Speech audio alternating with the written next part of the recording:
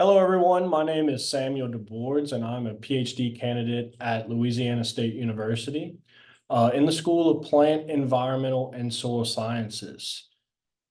So today I'm going to be talking to you guys a little bit about my current research and the wider implications of that research. Now, this research is ongoing, and so I don't have any results prepared for you guys, but I would like to share with you the wider implications and how you can integrate these different protocols or methodologies into your own breeding programs or to adapt the way that you're collecting data so that a wider group of scientists can utilize this data in their own analysis.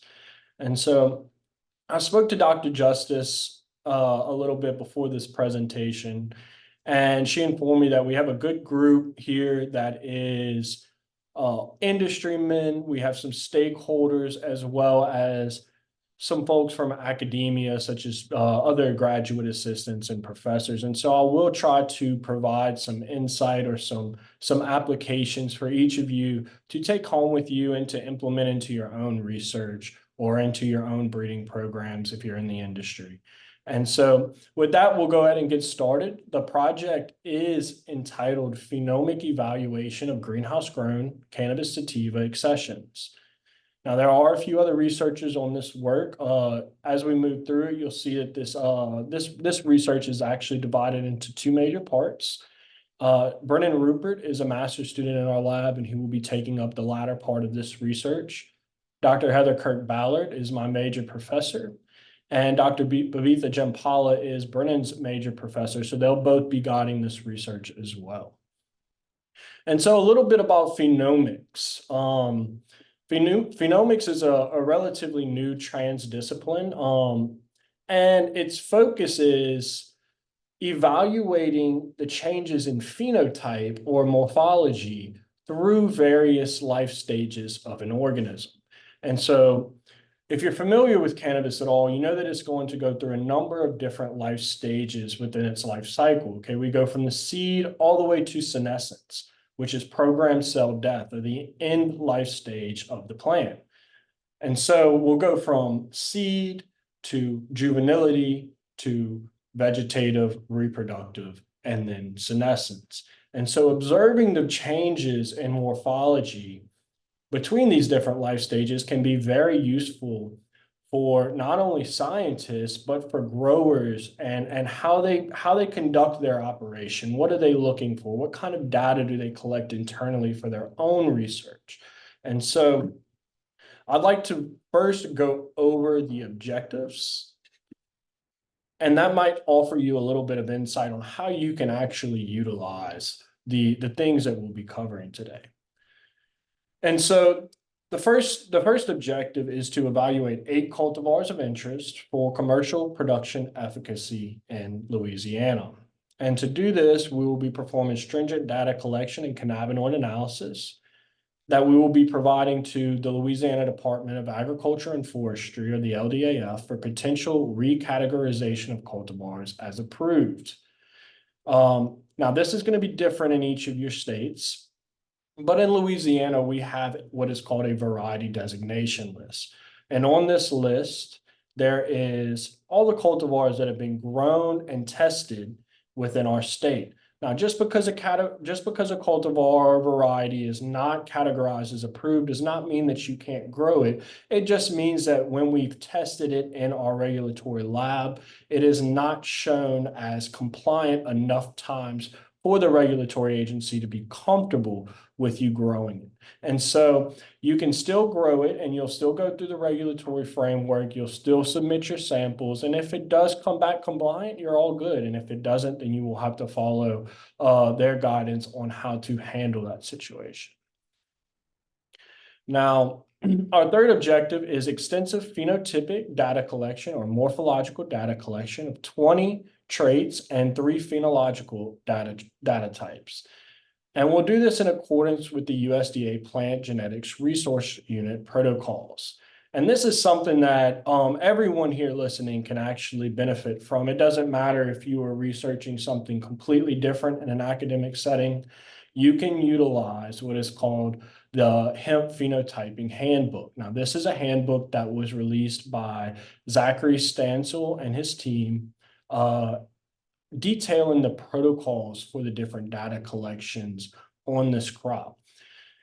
And this serves to benefit us all, because when you collect this data, if you collect it in the way that everyone else is collecting it, then we can combine data. Okay, and this is especially useful for those of you who may be starting off your own breeding efforts or starting to just work with the crop. Being able to access this data and utilize it to guide your own decisions is super important. Now, for a farmer or a cultivator, you can actually go to, and academics can do this as well, you can actually go to the Green Global database, and that is going to be a database that is maintained by the USDA. It is an international database that holds all of the genetic information and any of the data collected on the various cultivars or accessions that are held within the USDA PGRU. And so with this information, you can then make decisions. You can actually see the data that even I collect within this database. And so that is so very useful, especially for those of you who are just starting out. Our fourth goal is to document cannabinoid accumulation and determine the relative time requirements for reproductive development through chemical analysis. All right. Now, this is super important for breeders who are looking to shorten the lifespan or shorten the time to harvest for various cultivars. Okay, so when you're selecting your germplasm to breed, you may be looking to have bushier plants, or you may be looking to have plants with larger yields. If we go back to that Green Global database, you can then go and search for the cultivars that offer these traits, but also understanding that the production time for a crop plays a huge role in the selection of that crop is also pretty important. Now, right now, we say that you can typically get about 6 grows of cannabis sativa within one single year. And if we are able to shorten that, that has a huge economic impact. All right. Now, the fifth objective is to document cannabinoid degradation post-harvest. Now, this is going to be the second stage of the study, and we'll go over that a little bit more in depth later on. But just watching these cannabinoids and performing that ultra performance liquid chromatography throughout the post-harvest stage to monitor cannabinoid fluctuation is going to be very interesting to see. All right, and the last objective is to document changes in reproductive organ and trichome color and morphology through micro and macro photography to investigate visual indicators of maturation. And so we'll be looking at each of these 8 different cultivars, and we will be imaging them both with micro and macro photography and monitoring both the color of the trichomes and the color of those reproductive organs, the bract, the stigma, and the calyx, and seeing if there are any correlations between cannabinoid content and those changes in morphology and color. And so real quickly, and I won't spend too much time going over these different morphometrics, because you can go, if you go onto Google right now, you can actually type in hemp phenotyping handbook, and you will see Zachary Stansel with the USDA ARS. You'll see his hemp phenotyping handbook pop up. It should be the first or second link on your Google search. And then you can access a much more detailed protocol for how to collect each one of these different morphometrics. So for the first stage, we'll be looking at our seed evaluation, where we'll collect our seed weight, seed imaging, seed length and width, seed moisture percentage, and seed germination viability. So our seed imaging will be conducted by collecting 20 grains and imaging them, and we do this for each cultivar. And the image is taken on a flatbed scanner using a USDA PGRU template. Now, the average length and width of the seed will be calculated from this image using a GNU image manipulation program. And you can kind of get a glimpse of what that looks like here off to the right in that figure. Our seed moisture percentage calculation will also be conducted on 20 grains per cultivar, and they'll be dried at 103 degrees Celsius for 20 hours in a gravity convection oven. Our seed germination viability study, which is going to be the most extensive analysis we'll do on these seeds, will be conducted by collecting 50 grains and 4 subsamples of 50 grains per cultivar, and we'll germinate them in a growth chamber. And every 7 days, we will calculate that germination percentage. Now, moving into the vegetative stage, our leaf morphological evaluations will include leaf imaging, number of primary and secondary serrations, which will be calculated using that leaf imaging. Central leaf length and width, petiole length and width, leaf variegation, and leaf color.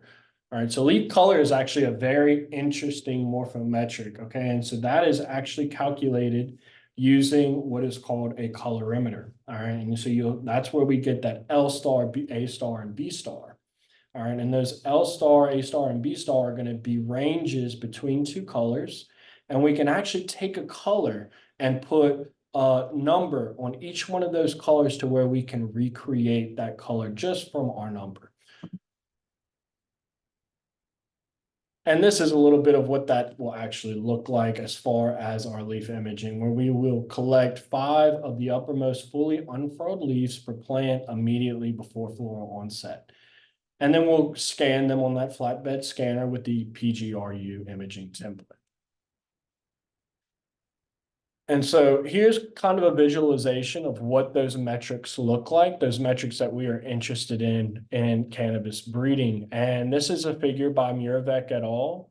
And you can see here where we have those metrics marked where our primary and secondary serration, width of central leaflet length, distance from base to widest point of the central leaflet, petiole metrics, as well as the length of the central leaflet.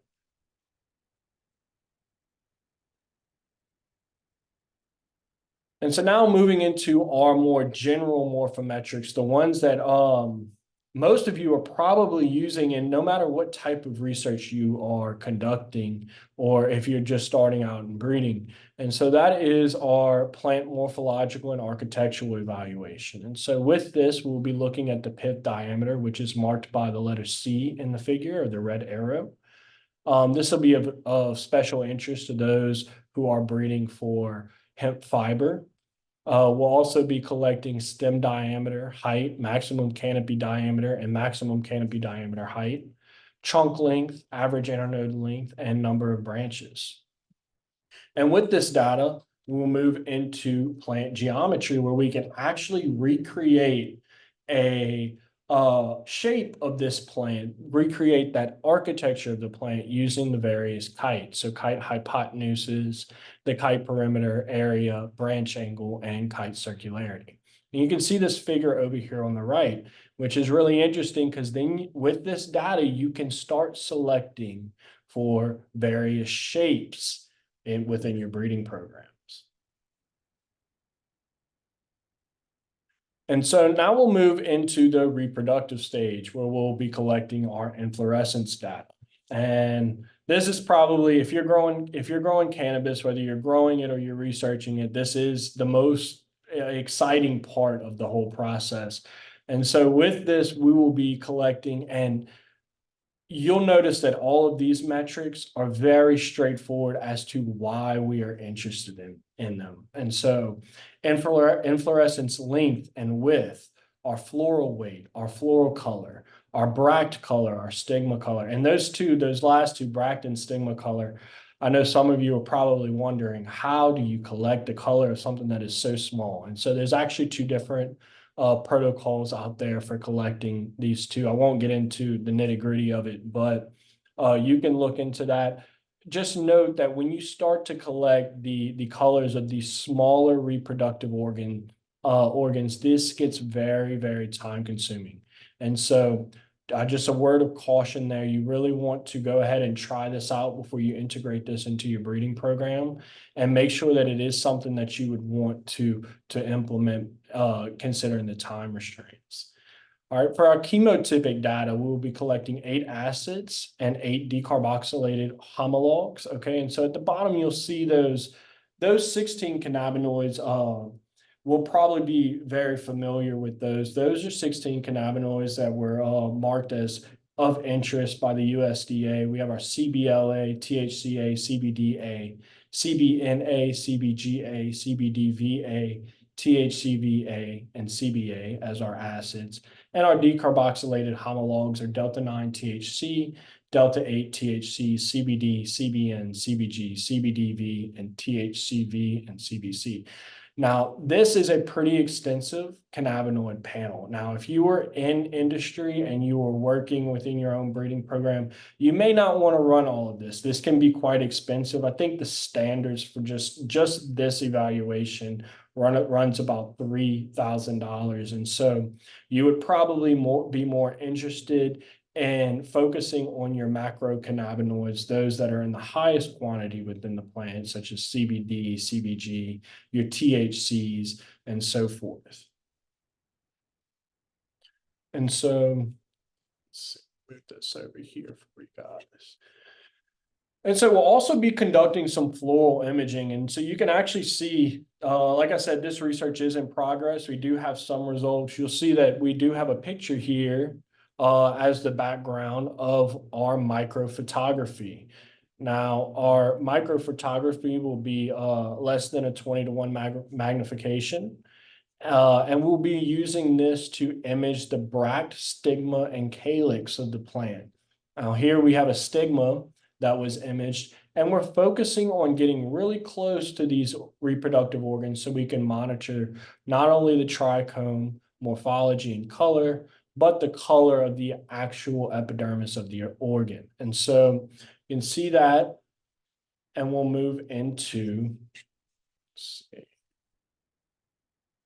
our macro photography, where we back the camera up a little bit. These images are all taken on a Nikon microscope. And you can see here that we've backed it up very much, and we'll be taking full inflorescence photographs. And from this, you get those interesting colors, especially as the plants mature. You'll start to see those pinks and those oranges and yellows pop out of the flowers. Here pictured, we have actually some male pollen sacs that are bright pink. And so if you've grown this a few times, you'll know that the males always mature much faster. And that's a huge help when you're doing these phenomic evaluations, because you get to break the work up a little bit. But and that'll move us into our modeling. Okay, and so when we look at this graph, this is a hypothetical model of cannabinoid accumulation and degradation. Okay, and so how do those cannabinoids accumulate within the plant, and then following them down through the degradation process post-harvest? How are they changing? How are they volatilizing? And so on the y-axis, you can see the percent of cannabinoids of interest, and on the x-axis, you see our time in days. And so for our cannabinoid accumulation for the former half of the study, we are looking at 4 different intervals at days 18, 36, 54, and 72. And we are monitoring that cannabinoid accumulation. Now, at each one of these intervals, we are also imaging these floral parts and imaging the trichomes again, so that we can tie back these cannabinoid levels to any trends that we see within the changes in morphology or color. Now, at harvest, we are following this trend down during post-harvest. Okay, and we'll follow this for a year. And what we'll see here during post-harvest is what we call a accelerated stability study. And so since cannabis is starting to move into the medicinal framework, as we start to prescribe this drug in place of opioids and other very stable pharmaceuticals, we have to understand our shelf life. And our shelf life is termed T90, and that is when a active ingredient of a drug reaches 90% within that drug. Okay, and so let's say our active ingredient is THC. Whenever we have decreased THC concentration by 10%, we have now hit our T90 mark. And that piece of flower or that extract needs to come off of the shelf. If it has not been sold yet, it needs to come off of the shelf. If it is still in the medicine cabinet at your home, it should come off of the shelf. Okay. And so this is so very important. Like I said, when you are prescribing cannabis in place of pain remediating drugs or drugs that are used to treat things like the pain from chemotherapy or sleep disorders. Okay, understanding when this drug loses its potency and being able to remove it from circulation is going to be the primary goal of the latter half of the study.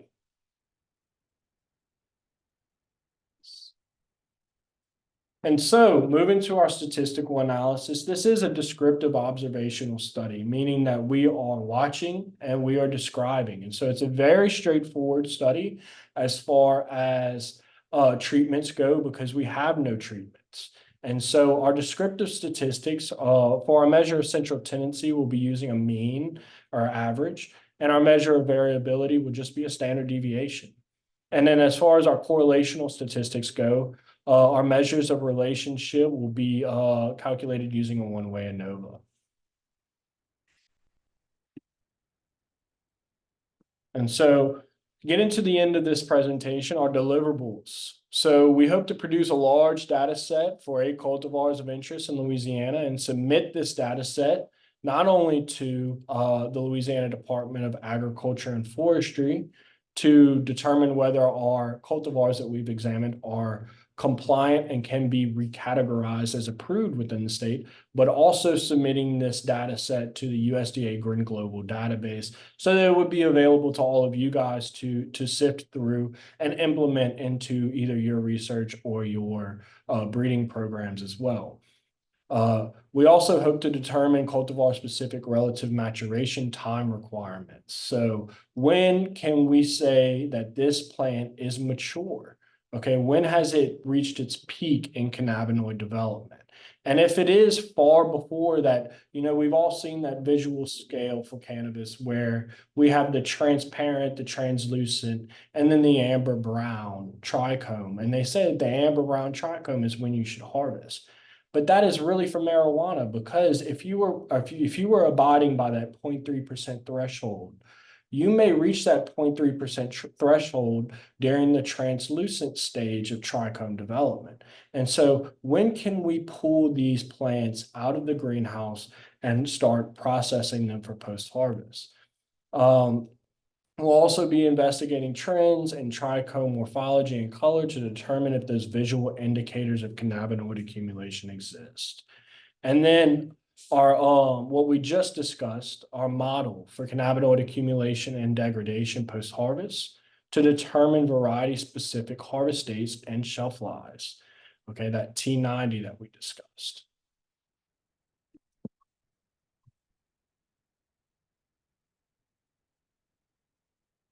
And so with that, I'll move to our acknowledgements. I'd like to acknowledge my major professor, Dr. Heather Kirk-Ballard, as well as Dr. Babitha Jampala and the rest of these professors who have heavily influenced my research throughout my time here at LSU.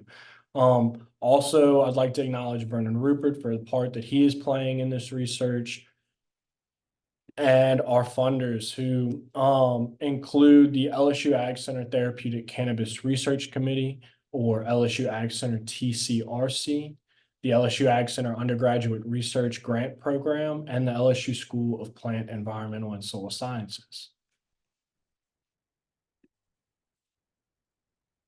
And so, guys, just a parting statement for those of you who are in industry, and I always like to add this at the end of any talk that I give is, although we are in academia and it feels like we're a little bit separated from industry, a lot of us are here to support you. And so we when we come into work, when we work on our research, our biggest hope is that our research can actually be implemented, that someone out there in the real world, outside of our laboratories, will take this research and benefit from it. And so it's important that you guys are comfortable coming to us with your questions, or if you run into any problems within your productions, and just ask us. And if we're able to help, we're happy to come out. I know I may just be speaking for those of us in my lab, the other GAs in my lab, but any excuse to get out of the laboratory, we would love to come out to your productions. We would love to come and help you problem solve.